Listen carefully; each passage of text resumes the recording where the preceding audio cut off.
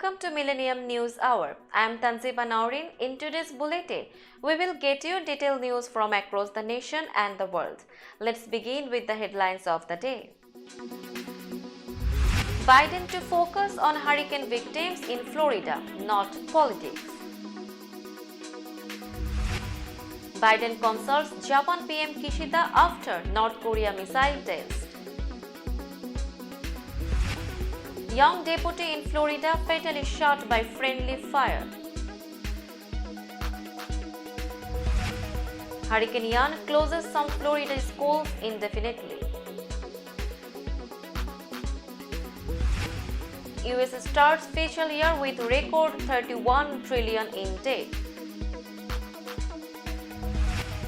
Musk says he wants Twitter again and will pay $44 billion price. Two Americans, Eden, win 2022 Nobel Prize in Chemistry. Angelina Jolie details Brad Pitt abuse allegations in court filing. Russia set to incorporate 18% of Ukraine.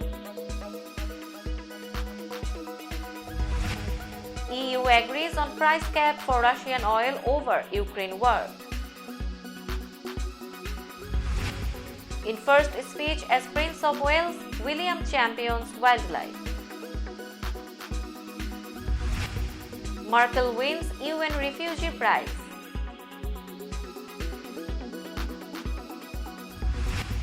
Airstrike kills over 50 in northern Ethiopia. Oscar winners chop off their hair for protesters in Iran. Indonesian leader says locked gates contributed to deaths. And Aaron Judge hits home run 62 and makes baseball history.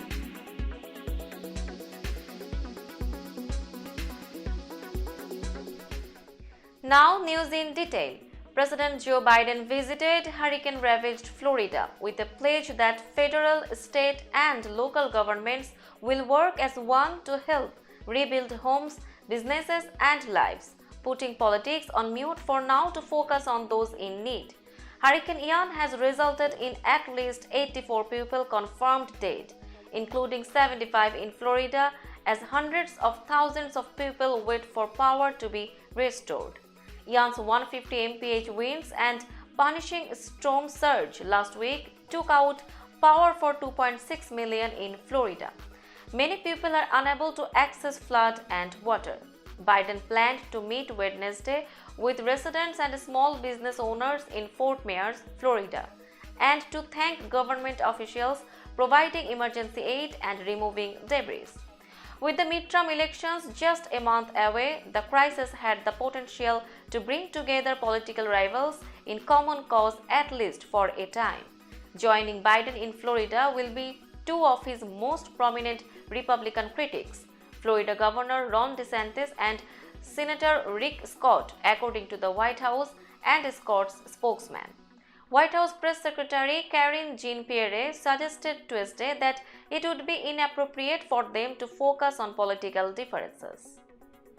President Joe Biden on Tuesday spoke with Japanese Prime Minister Fumio Kishida to discuss their next steps after North Korea conducted its longest ever test launch by firing a nuclear-capable ballistic missile over Japan. The White House in a statement said the leaders condemned North Korea's missile test in the strongest terms, recognizing the launch as a danger to the Japanese people, destabilizing to the region, and a clear violation of United Nations Security Council resolutions. The White House said the leaders agreed to coordinate an immediate and longer-term response together, as well as with South Korea and with the international community. They also vowed to work to limit North Korea's ability to support its unlawful ballistic missile and weapons of mass destruction programs. North Korea has test-fired about 40 missiles over about 20 different launch events this year, as its leader Kim Jong-un refuses to return to nuclear diplomacy with the United States. But Tuesday's test was the most provocative yet. Tuesday's launch is the fifth round of weapons tests by North Korea in the past 10 days. The testing spree is an apparent response to two sets of military drills, one between Washington and Seoul and the other involving Washington, Seoul and Tokyo of the Korean Peninsula's east coast last week. A 21-year deputy was fatally shot Tuesday while serving a warrant in Central Florida, authorities said. The deputy was shot after entering a trailer in the early morning with three other deputies to serve a warrant on a suspect wanted for failing to appear on a felony drug charge, said Polk County Sheriff Grady Judd. The deputy, who Judd described as one of the youngest on the force, was taken to hospital where he died, despite valiant efforts, the sheriff said. The deputy's name wasn't immediately released publicly, pending notification of family. Judd said a procession would be held taking the deputy from the hospital to the medical examiner's office. Polk County is located halfway between Orlando and Tampa. The devastation from Hurricane Ian has left schools shuttered indefinitely in parts of Florida, leaving storm-weary families anxious for word on when and how children can get back to classrooms. As rescue and recovery operations continue in the storm's aftermath, several school systems in hard-hit counties in southwestern Florida can't say for sure when they will reopen. Some schools are without power and still assessing the damage, as well as the impact on staff members who may have lost homes or can't return to work. Shuttered schools can worsen the hurricane's disruption for children. Recovery from natural disasters elsewhere suggests the effects on kids can be lasting, particularly in low-income communities that have a harder time bouncing back.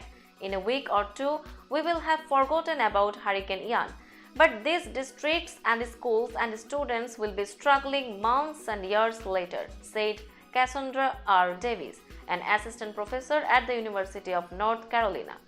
In Florida, 68 of 75 school districts are open for in-person instruction and two more districts are expected to reopen this week, the State Department of Education said Tuesday. Among those still closed is Sarasota, where nearly half of students qualify for free and reduced price lunch, an indicator of poverty. The nation's gross national debt has surpassed 31 trillion, according to US Treasury report released Tuesday that logs America's daily finances, edging closer to the statutory ceiling of roughly 31.4 trillion, an artificial cap Congress placed on the US government's ability to borrow. The debt numbers hit an already tenuous economy facing high inflation, rising interest rates, and a strong US dollar. And while President Joe Biden has touted his administration's deficit reduction efforts this year and recently signed the so-called Inflation Reduction Act, which attempts to tame 40-year high price increases caused by a variety of economic factors, economists say the latest debt numbers are a cause for concern. Wayne Zidar, a Princeton economist, said rising interest rates will exacerbate the nation's growing debt issues and make the debt itself more costly. The Federal Reserve has raised rates several times this year in an effort to combat inflation. Zidar said the debt should encourage us to consider some tax policies that almost passed through the legislative process but didn't get enough support, like imposing higher taxes on the wealthy and closing the carried interest loophole, which allows money managers to treat their income as capital gains. Elon Musk wants Twitter again, and Twitter is game. The billionaire Tesla CEO has proposed to buy the company at the originally agreed on price of $44 billion, bringing the tumultuous months-long saga another step closer to a conclusion. Musk made the surprising turnaround not on Twitter, as has been his custom, but in a letter to Twitter that the company disclosed in a filing Tuesday with the US Securities and Exchange Commission. It came less than 2 weeks before a trial between the two parties over Musk's attempt to back out of the deal is scheduled to start in Delaware. Musk also faced a scheduled deposition by Twitter attorneys starting Thursday. In response, Twitter said it intends to close the transaction at 54.20 per share after receiving the letter from Musk. But the company stopped short of saying it's dropping its lawsuit against the billionaire Tesla CEO. Experts said that makes sense given the contentious relationship and lack of trust between the two parties. The Nobel Chemistry Prize was on Wednesday awarded to a trio of chemists from the US and Denmark who laid the foundation for a more functional form of chemistry. Americans Caroline Bertozzi and Barry Sharpless, together with Denmark's Morten Meldal, were honored for the development of click chemistry and bioorthogonal chemistry. The jury said the award marks the second Nobel for 81-year-old Sharpless, who won the Chemistry Nobel in 2001. A court filing Tuesday from Angelina Jolie alleges that on a 2016 fight, Brad Pitt grabbed her by the head and shook her, then choked one of their children and struck another when they tried to defend her.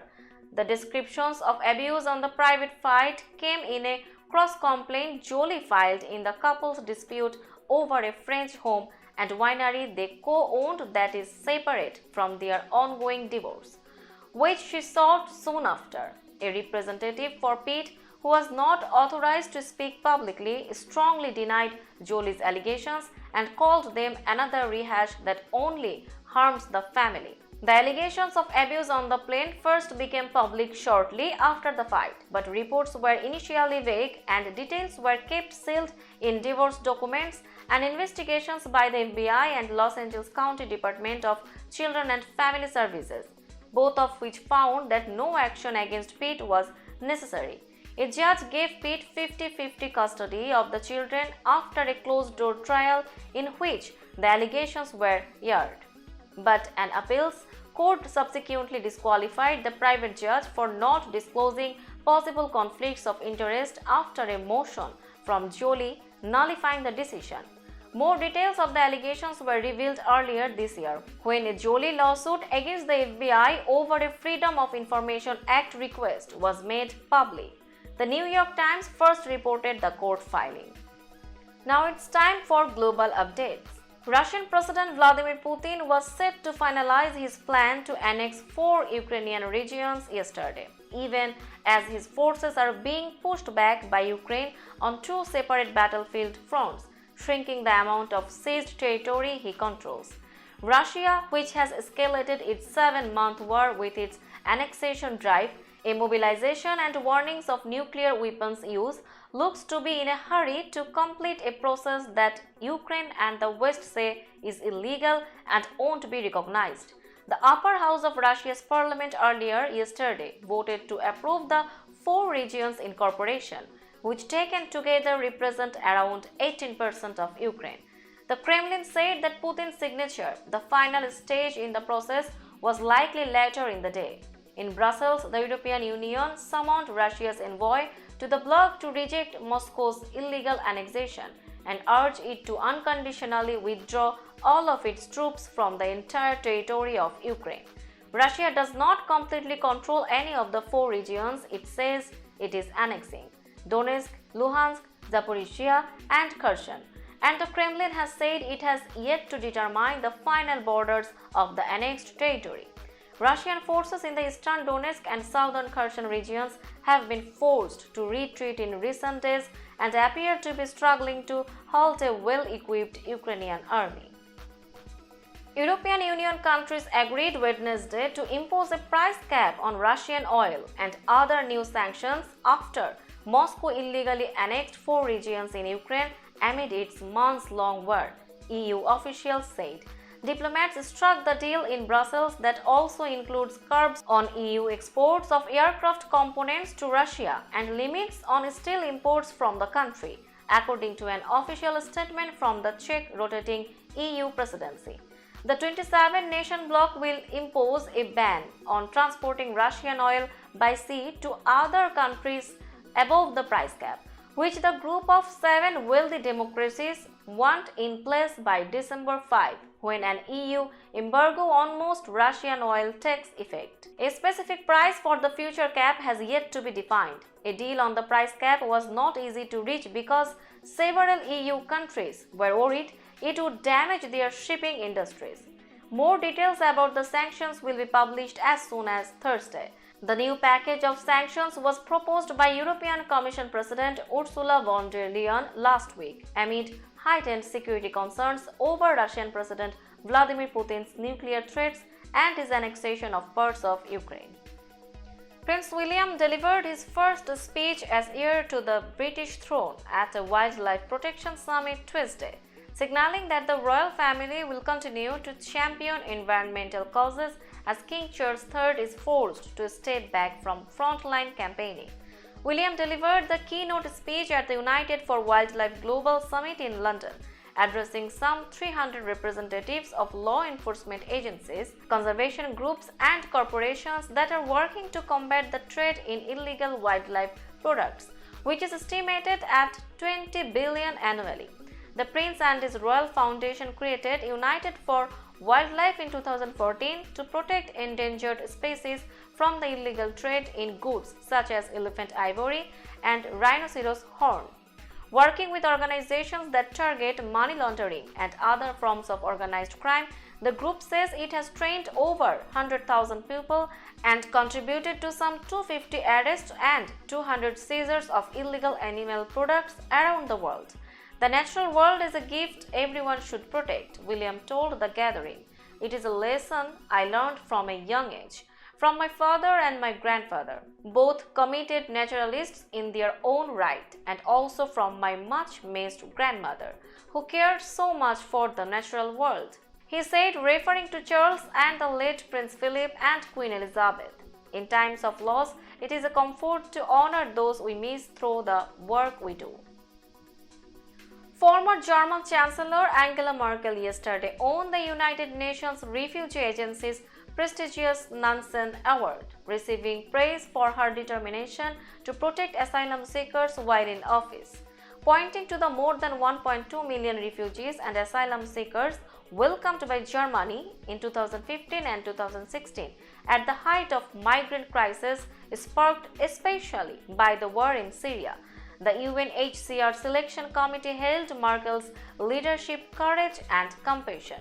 The annual Nansen Award was created in 1954 in honor of the first UN High Commissioner for Refugees, Norwegian Arctic explorer and humanitarian Fridtjof Nansen, to mark outstanding work on behalf of refugees.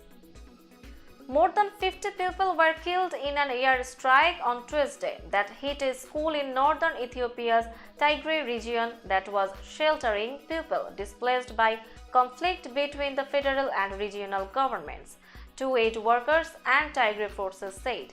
Ethiopian government spokesperson Legesi Tulu, military spokesperson Colonel Getnet Adan, and the Prime Minister's spokesperson Bailen Seyum did not immediately respond to requests for comment about the incident.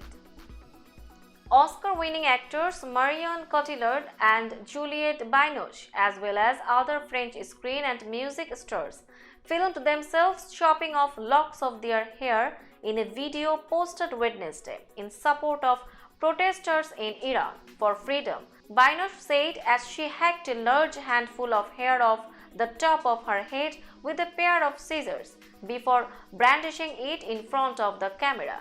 The video, hashtag Hair for Freedom, comes with Iran engulfed by anti-government protests. They were sparked by the death of 22-year-old Mahsa Amini after her arrest for allegedly violating the Islamic Republic's strict dress code.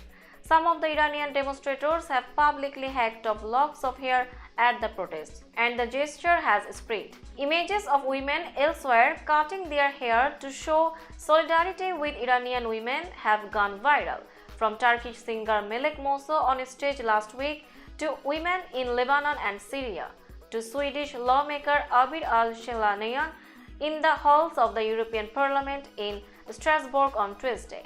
A museum in Rome is collecting locks of hair to present to the Iranian embassy.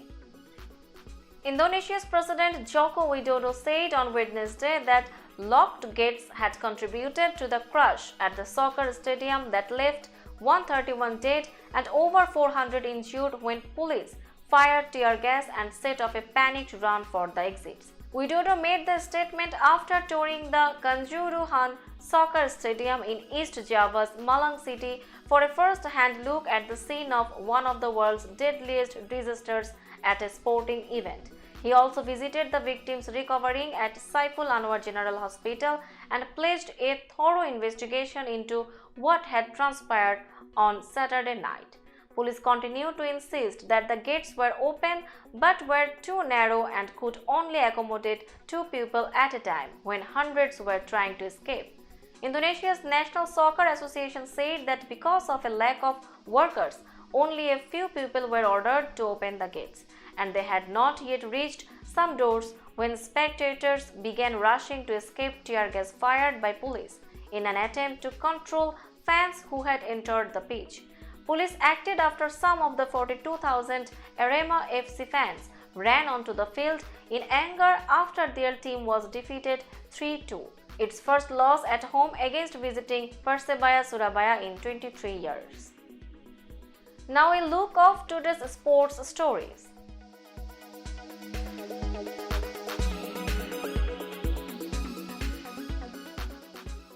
For 61 years, Roger Maris's home run record had stood, 61 home runs set by the New York Yankee in 1961, untouched as the most homers hit in one season by any American League player. Now, all these years later, with a 60-second decisive shot of Aaron Judge's bat, a new record has taken its place. Judge, the 30-year-old standout outfielder for the New York Yankees, hit his 62nd home run of the season during a Tuesday night game against the Texas Rangers in Arlington, Texas. Fans in the stands erupted in cheers and his teammates gathered at home plate to meet him, offering hugs one after another. Let's have a look on today's weather chart.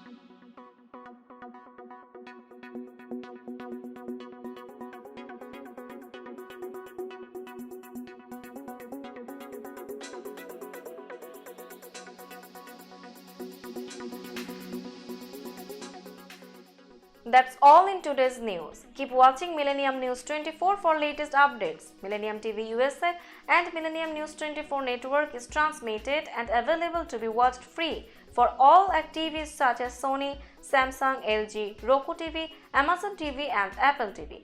And also in all European countries and Australia, available with Sky Network, Worldwide Jagu TV, Radiant IPTV, Worldwide Jagu BD Network and Horizon Satellite globally. Stay connected with us for all types of informative and entertainment program. Thank you.